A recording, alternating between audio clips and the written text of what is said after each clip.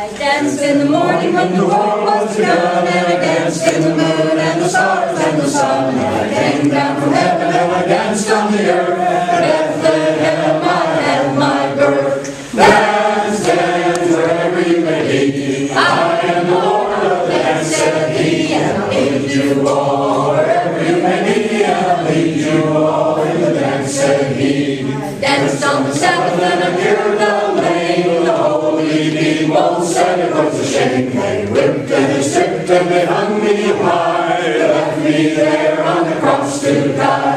Dance, dance, wherever you may be. I am the Lord of the dance, said he, and I'll lead you all wherever you may be, and I'll lead you all in the dance, said he. Cut me down and I looked up high. I am the life that will never, never die. I'll live in you if you live in me. I am the Lord of the dance, said he. Dance, dance, wherever you may be. I am the Lord of the dance, said he, and I'll lead you all wherever you may be, and I'll lead you all in the dance, said he. Wondrous to see all. We've been thinking about this moment for about a year, I suppose. About a year ago, almost to the date, Fred got clear that his life was going to end in the near future.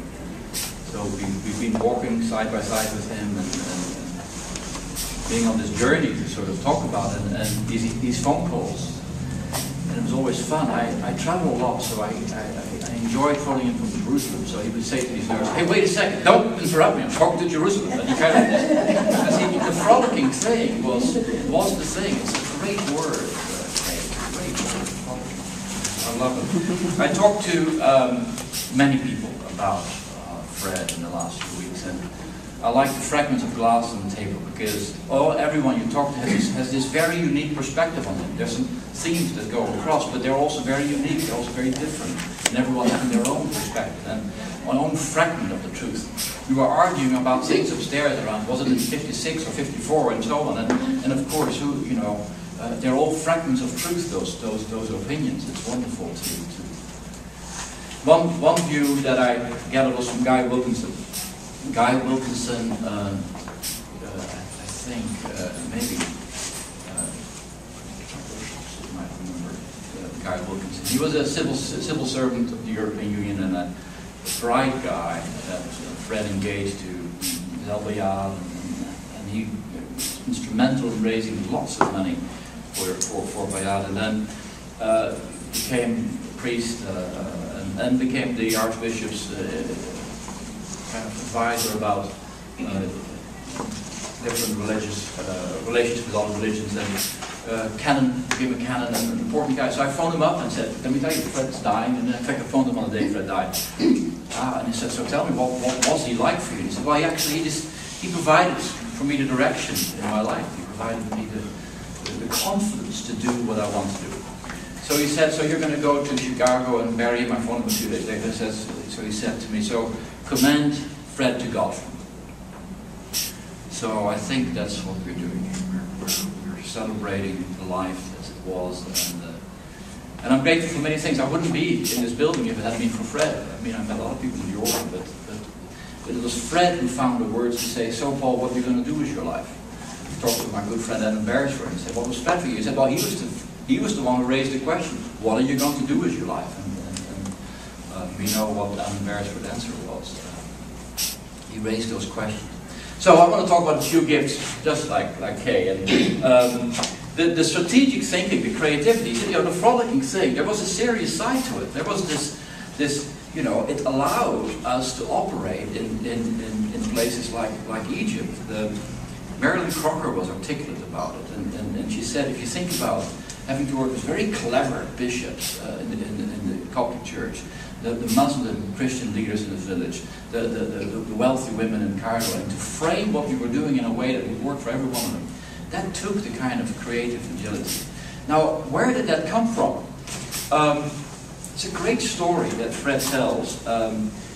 So he was in the Silver Spurs organization at the University of Texas, and part of the Bevo Committee. The Bevo Committee is responsible for managing the bull that is the mascot of the university football team. You can imagine Fred kind of managing this bull. In fact, you can kind of see the big lad managing this bull. So here's the thing that happened. A few days before the match of the season, the University of Texas student had taken and kidnapped the mascot of the rival team. So the coach of the University of Texas football team phoned Fred and said, look, we got a big problem. This other team, they're going to be mad, they're going to be motivated, we got to do something. So what Fred did was, he thought for a while, and he said, you know what, and he very quietly one night, he removed the bull from the field where the bull usually is, kind of moved him 2 fields over. The next morning early, called a press conference and said, something has happened to the bull. We don't know what, but something should happen. And of course, the University of Texas won the football match. But you can see how that plays out in Bayard. You can see how that kind of thinking and creativity plays out. And I'm grateful for that kind of strategic thinking creativity in my life that Fred represents. I think I'm grateful for his imagination, his sense of fun. He talks about a high school party. He was finishing high school, and he remembers being greatly impressed by his dad organizing a beautiful ice sculpture, which was in the shape of the flower of the class. And his dad put a light underneath it, so the light shone through this ice sculpture, and that greatly impressed Fred. That kind of saying, my goodness, this taking something and making it very extraordinary, extravagant. I think Fred liked extravagance. I think it's a good word. Maybe it's extravagant frolic. That's but if you think about Fred's attention to details, he could pay attention to details that the rest of us didn't know existed.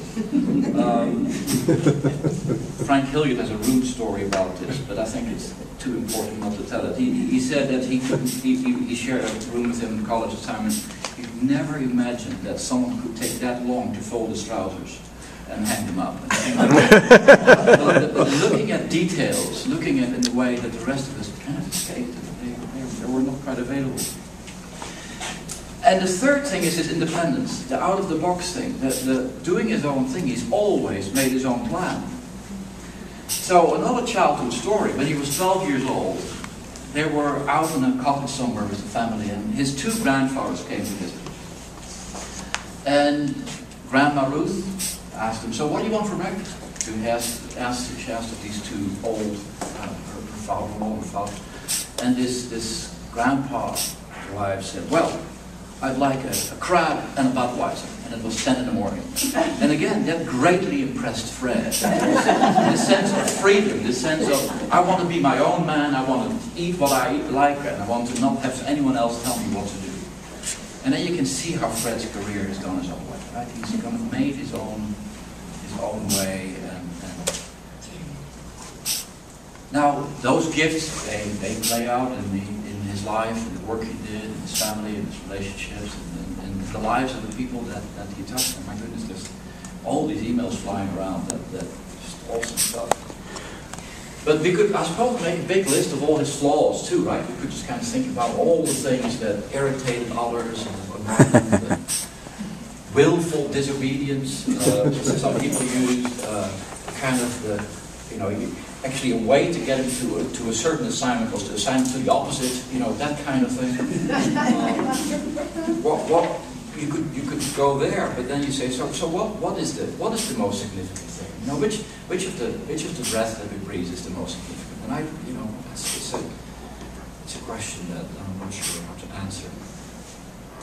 But Fred lived his life wanting to live an extravagant life of possibility, as extravagant as he could, I believe,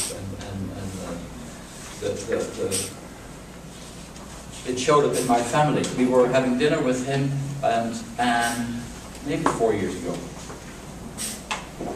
And we were, Josh, my then 6-year-old, had got some hermit crabs. And Josh couldn't take these with him on the airplane back to London. So Fred decided that he was going to take care of this.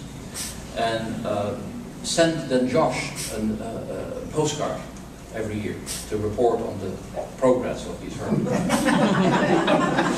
But it's a bit like he could translate into the world of this 6-year-old and make what was really completely irrelevant for the rest of us, and he understood the importance for Josh and gave it meaning, and it became an event, and it was a deeply fun and caring thing for Josh, and for those little moments I'm very grateful. So I celebrate the life of Fred. Amen.